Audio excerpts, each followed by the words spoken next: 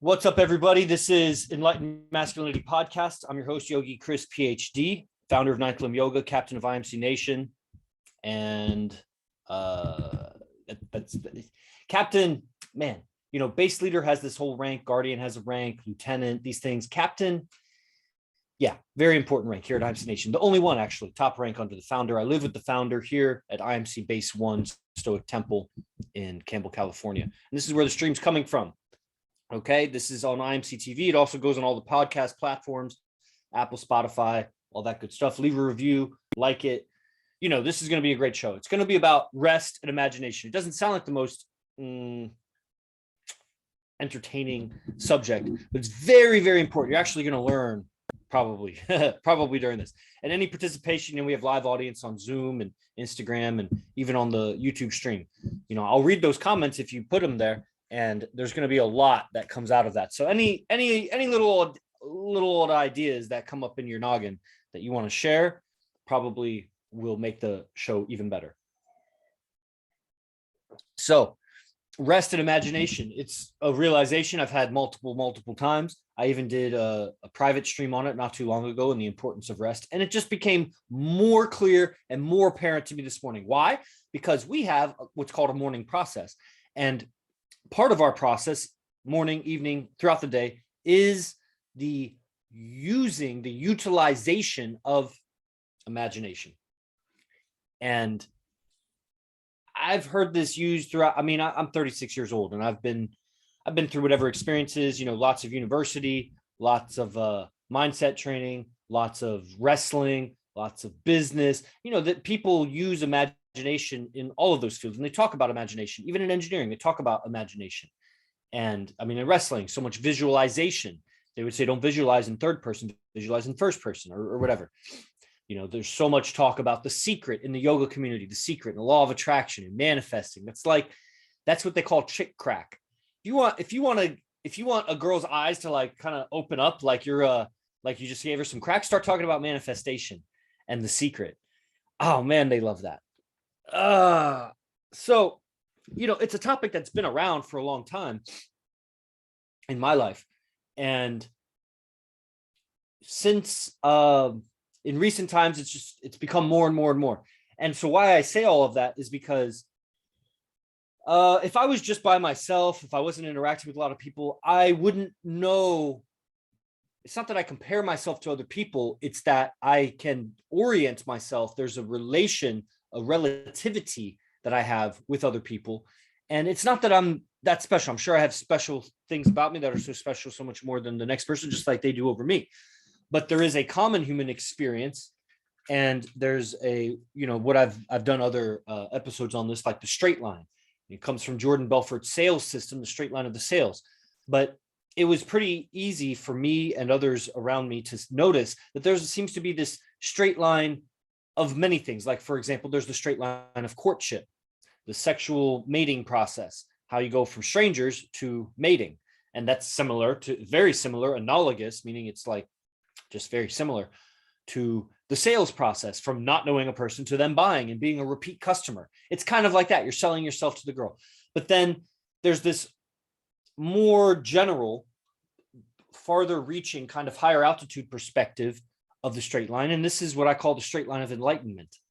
And so much of that, because enlightenment comes, it's relative to a subject. What subject are you enlightened on? And when we talk about enlightenment in the highest form, we're saying the highest form of enlightenment. It's the most clear seeing and accurate perceiving, the truth of what is. And the deeper you get into any mystical sciences or whatever, there's a lot that they say is truth that's really far displaced from what we're observing with our eyes. And it may be because we're so programmed in our mind to only see certain things and not see other things. And, and then there's also a lot that's just kind of cloaked and woven into a flowery language and metaphors and analogies and things that, need to be interpreted to understand what the truth is. Because the truth may not be as simple as just specifying it with a few words. We may not have the words to describe the truth. In fact, as you go deeper into the esoteric research of the history of the planet and everything, the words may have actually the language may be designed to keep our attention off of the truth so that we don't have words to define what it is. Imagine if you were trying to describe a computer to somebody who had never seen a computer, and they just don't have the words. You'd have to give them all kinds of new words just to understand what a computer is, like glass screen. Like what is a touch screen? Oh my God. And try to explain that. It would be just very difficult. So what does this have to do with rest? Oh, because on this straight line of enlightenment, it supposes that, I mean, it's a straight line. So it's not like there are multiple paths to enlightenment, but they can all be, you could describe where a person is somewhere on this straight line. And I haven't like drawn out the straight line and specified all the nuanced differences between your 0.1 down the straight line versus 0.2 down the straight line versus 0.23 down the straight line versus 2.3 down the straight line. You're further down. And where does it end? Let's just give it an arbitrary scale at 10. At 10, you're enlightened or whatever. So down the straight line of enlightenment, I think everybody must go. That's a strange grammar. That's like a Alice in Wonderland. For some reason, I just thought of that. Down the straight line of enlightenment, everyone must go. But why that's important is because I think, when you've evolved past a condition, you can tell when other people are still in a prior condition. And again, there's multiple dimensions to enlightenment, it's not just multiple routes, but it's enlightened about what? You could be enlightened about dating, for example, but not enlightened about motor vehicles. You could be enlightened about motor vehicles, but not be enlightened about communication, the science of the mind. You could be enlightened about communication, but actually not be so enlightened about money, let's say. And ultimately, at the highest levels, if you're fully enlightened about communication, you're probably enlightened about all those other things. But you could be more or less enlightened on this subject versus that subject. And so it's not to say that I am better than you if I'm further down on XYZ subject or vice versa. But what I'm saying is this importance of rest and imagination. As I've gone down this very direct path that I'm going towards, which is a liberation from the mind and mind-made limitations. And in that direction, liberation from mind-made limitations, there's an exertion of will, a strength of will. There's of imposing your mindset on a situation, your interpretation of a situation, versus it being interpreted for you. But by what? Well, the subconscious mind, unconscious patterns and behaviors, other people's opinions, which again comes into a unconscious internal pattern that I have to accept another person's opinion just because they're make more money than me, or they're prettier than me, or they're stronger than me, or they say it more certainly or aggressively, or for some reason there's a pattern in me just to buy what they say because of how they said it and what they said. Maybe they said something that I'm ready to believe. Like, if you have a belief that you're preparing for something and then someone comes and gives that news, you're like so ready to believe it, even if it may not be true. It's just your belief system made you more susceptible to being duped like that. So it seems like on this path is one's will should be strong, but there's so much in the social arts that are very important because of humans being a social creature and not necessarily going and tucking away in a cave somewhere to be able to give light to the human condition, to the people of Earth.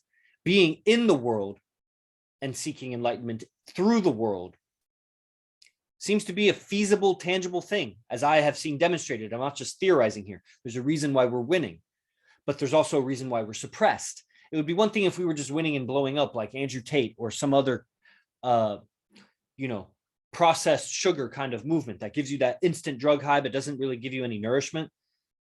They are accepted by the sheep. The movements that are accepted by the sheep blow up. So we're not accepted by the sheep. That's why we get censored and deleted and all kinds of suppression on social media accounts and YouTube accounts and all kinds of accounts. And a lot of people do in various subjects, red pillars, and people that give the truth bombs about the truth of human history, the truth of the government, the truth of racism, the truth of money, the truth of male-female psychology. but there's a way of delivering the information that makes it more or less acceptable to the masses. But the masses, it's kind of like that old saying, like democracy doesn't work because it's a majority rules. In pure democratic system is the majority rules. And the smartest people, the most intelligent, the most enlightened people are not the majority. That's why they're the most. So if there's 10 people, 1 or 2 are the smartest, but the majority rules. So if the majority votes, then it's not at the optimum. But of course, you could in a dictatorship or an oligarchy, where there's a king or something, there's that high likelihood or high probability of corrupt ruling. But it also doesn't mean that person is the most intelligent. They'll be overthrown or whatever. I'm not getting into like those systems. I'm just saying that it's not a measure of your enlightenment or your success or whatever if the masses accept you, because the masses are dumber than the average. Or like, I'm smarter than the average. The masses are the average. I'm not looking for the average to accept me. But then also, you don't want to be smothered out like a fire that couldn't really light up the forest. It couldn't light up the world. You couldn't enlighten the world because your fire got smothered, because while you may have been right more or less on some subjects and the masses didn't accept you, the masses were too strong and they smothered you out. And so I don't care how right you were. If you weren't strong enough to persist, then you weren't right enough. You would be more right if you survived and persisted. That's actually right. It's actually more right to survive and persist. Like I'm at the fucking Trader Joe's and this lady there is like Native American, whatever, super into her Native American history. That's super cool, actually. And I would have teased her more if it hadn't been at her workplace. And it kind of caught me off guard when we were talking back and forth. Somehow I brought up white. I'm white or something. I forget it. No, it wasn't about me, because she wasn't personally attacking me, but she said she referred to the white man as the invaders, which is true. It's also the conquerors. It's also they're stronger. They won because they're stronger. Yeah, with dubious dubious, is that the right one? Anyway, deceit was mixed in there. It's not all white men. It's the hater always gets loud. It gets more notice than the fan, because the hater is much louder. The mistakes of history get much more attention. There's a lot done right and then some things done wrong. And I'm not saying that those were right, but I'm saying that surviving is right. It's right to survive. I don't want to be right and die. If I'm wrong and I live, then I still have time to correct my wrong. So it's more right to survive. Therefore, the white invaders were more right than the native cavemen, essentially. With high level mysticism, whatever. If you go back in time 12,000 years, we were fifth dimensional beings before the fucking draconian reptilians came in and just like fucked up the whole culture of the planet. Put some anti-gravity projectiles on an asteroid and pushed it into the northern ice sheet so that it flash flood destroyed all of society, and then the Atlanteans go underground, and then everybody gets dumb again. Cool. I mean, that makes the draconians more right. Actually, they're surviving, but we're gonna over survive that, so we're more right. Anyway, I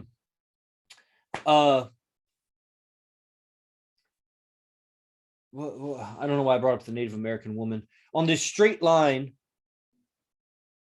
you can look back and see where people are. You can hear when they're talking to you about their process and their evolution, their realizations, the things that are enthusiastic to them. Like parents know this about kids. Like you can see and hear their growth being demonstrated in the communication. And it's like, but you would know that even if you're below them, looking at them get better.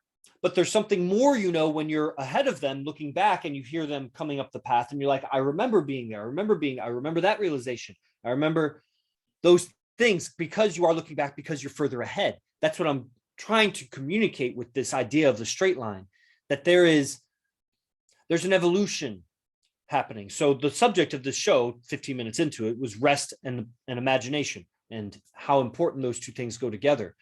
In terms of this path of enlightenment, being able to impose your will or impose your perception of things, not imposing on other people, imposing it on your own mind, actually. You, and then there's your mind.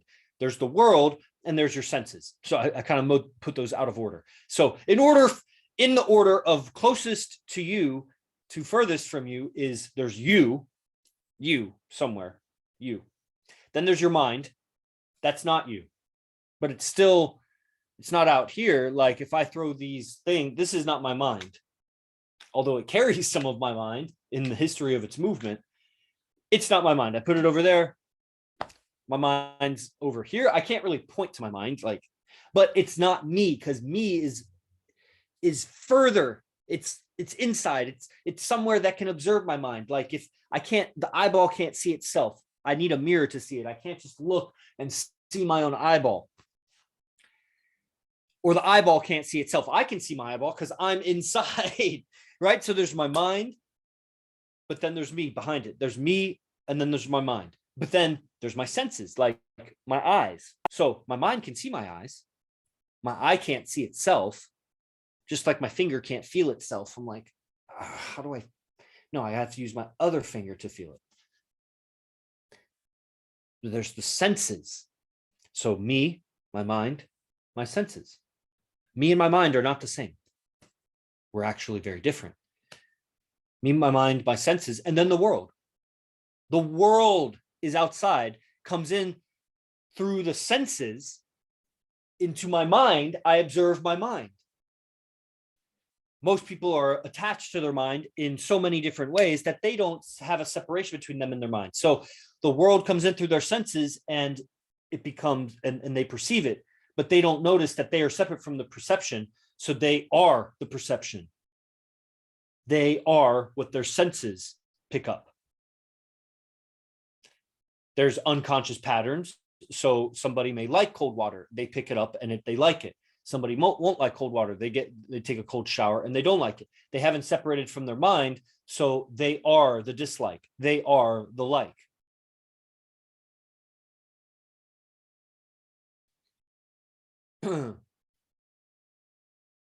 So when I say impose, I'm not saying impose on the world. I'm not even saying impose on your senses. I'm saying impose on your mind. You impose on your mind how to perceive the cold water, how to perceive what they said, what they did, how to perceive the weather, the temperature, the next task you're about to do. This enlightenment is definitely not the path of complaining moment to moment. Or is it really complaining any moments? When you see better, higher references of behavior and responses to life, you, like me, will begin to question, do I need to respond that way? When she says that, that's the big thing about the relationships that we share in IMC Nation. It's that there's different responses to what she says and does that will get different responses from her in turn. And then back and forth, you get a totally different relationship by responding differently. And by researching this subject and by masterminding about it and discussing so many alternatives, being aware of so many alternatives, seeing the best route, seeing how that plays out year after year after year after decade is very enlightening. You will make a move in life, like a move in chess or a move in jiu-jitsu or a move in wrestling. You'll make a move that the beginner or the newbie or the dilettante or the novice or just the fan will look from the outside and not know why you did that or why you're doing that. But you see cause and effect at higher level. You perceive and you're aware of and you're acting and interacting with cause and effect at a higher level.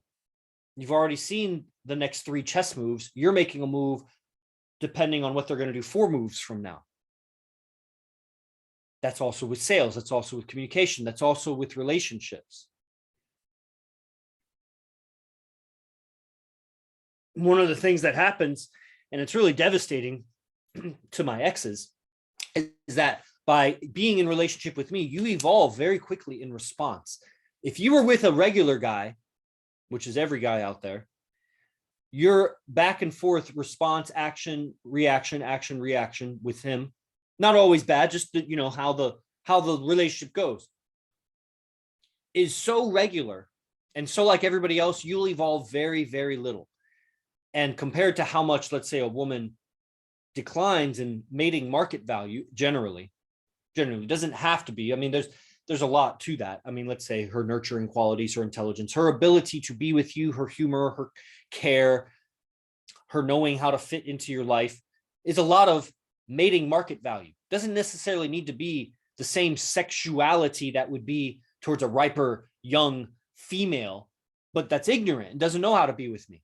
And so the more mature, longer lasting relationships ability to nurture even new women becomes a huge market value, way more than any single woman could have.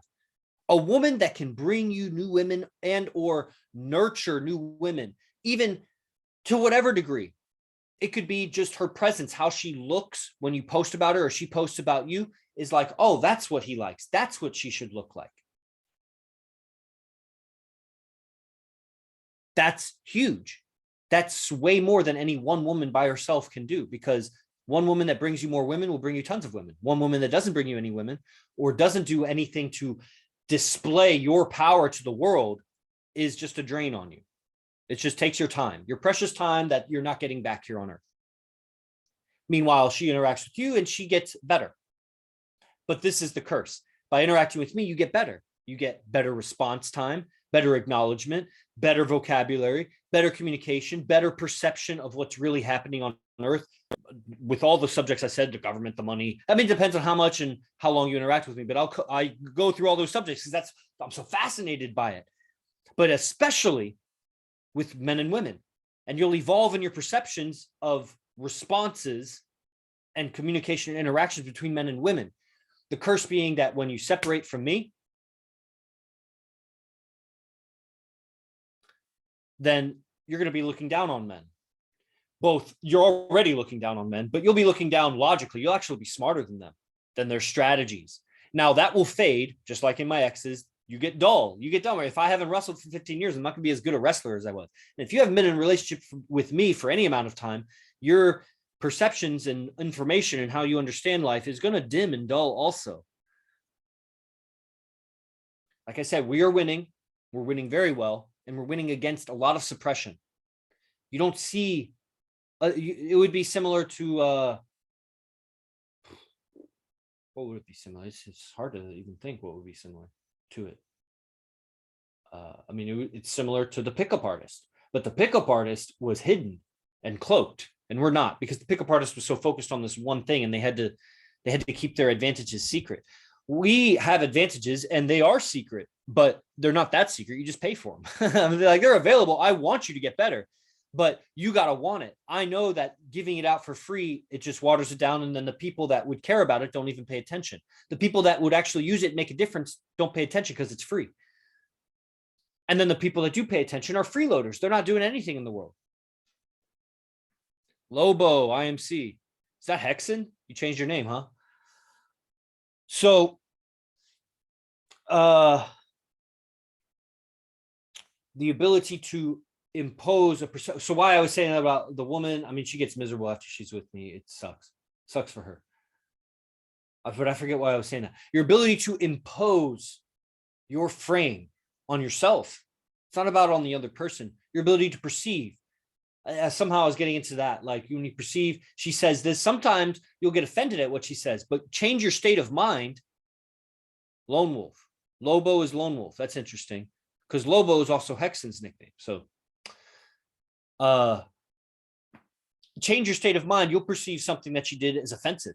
Change your state of mind and you could be perceiving what she says as flirtatious. And later you'll even find out that she said something busting your balls, but in a flirtatious way. She was just busting your balls. Like otherwise conversations are so dry all the time, so literal. But if you're in a negative state of mind, just like I said, if you're looking for a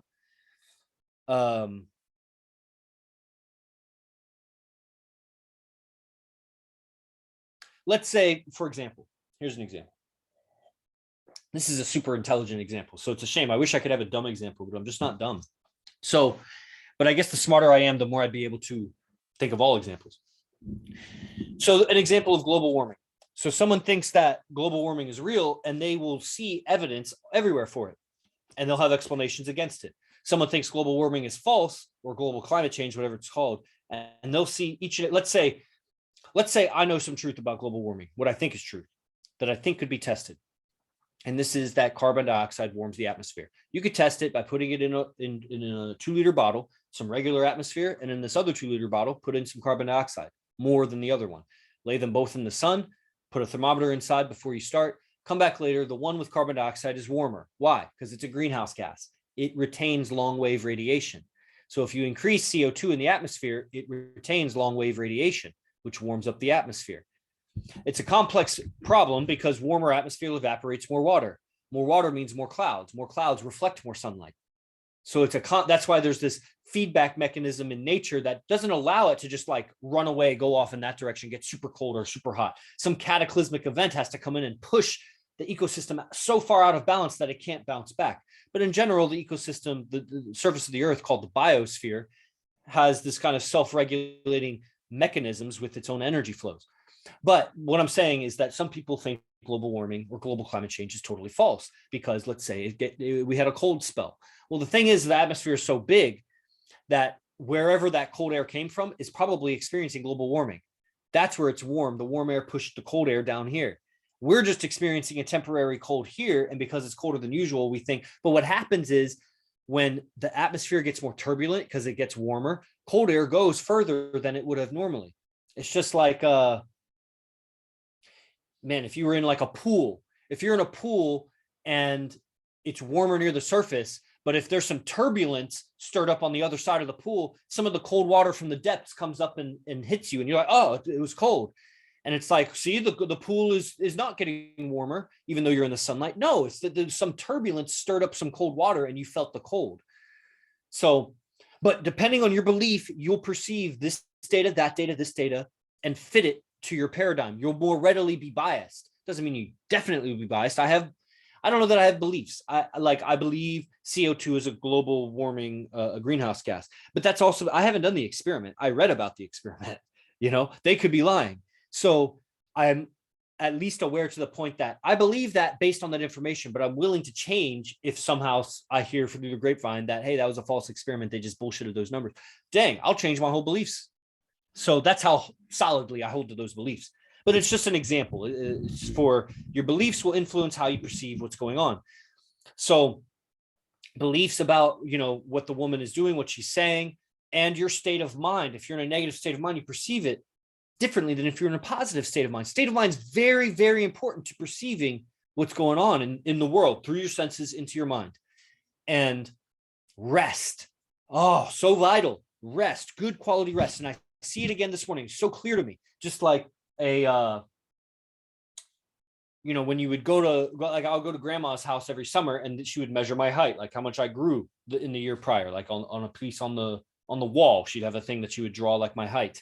So it's kind of like that. I have this thing to measure against, and that's my morning process because I do it every morning. So how clearly I can impose my perception, my imagination in my morning process is this. I see how it's such a direct relation. It has such a direct relation to the quality and the amount of rest I got the night before. And an hour or 2 hours difference is huge. My ability to think, let's say, for example, my gratitude. I was right into gratitude effortlessly, just right away, brushing my teeth. I'm on gratitude. Like as soon as I close the bathroom door, I'm on gratitude. With better habits, more diligence, even more rest, maybe I'll be on gratitude before I even get out my bedroom door to the bathroom. Maybe I'll wake up with gratitude. Maybe with more awareness, I'll fall asleep with gratitude. And that's kind of where the process is going. It's reversing itself so that more and more prior to when I need to be diligent, I was diligent. Where I needed to have presence, I'm already present. Where I needed imagination, I was already practicing my imagination. Where I wanted some discipline and focus, like I said, presence. So let's say I do my morning process is 3 hours of reading, meditating, light stretching, maybe watching something, cold showering, grooming, all that stuff. At the end of 3 hours, hopefully I have some presence. I'm warmed up. I'm like primed. I'm ready to go. And with a good morning process, what if I could do that in 2.5 hours and then enjoy half an hour or more of being primed, being ready to go, but still delaying when I start my service to the world, so that I have 30 minutes, let's say in this example, to enjoy clear perception, enjoy being sharp and ready, energized, clear-headed. Let's say I could do it in 2 hours, so I can enjoy an hour of that. Let's say I could do it in an hour. You get what I'm saying? Let's say I could wake up in that state and enjoy 3 hours of clear-headed sharpness, presence in my morning process. The quality of your process will be better. The quality of your meditation is better when you're already rested versus using your meditation to achieve rest. Now, the TM process, the transcendental meditation, what we do, deeply gets you into a rest state, dives you deep in for a rest state.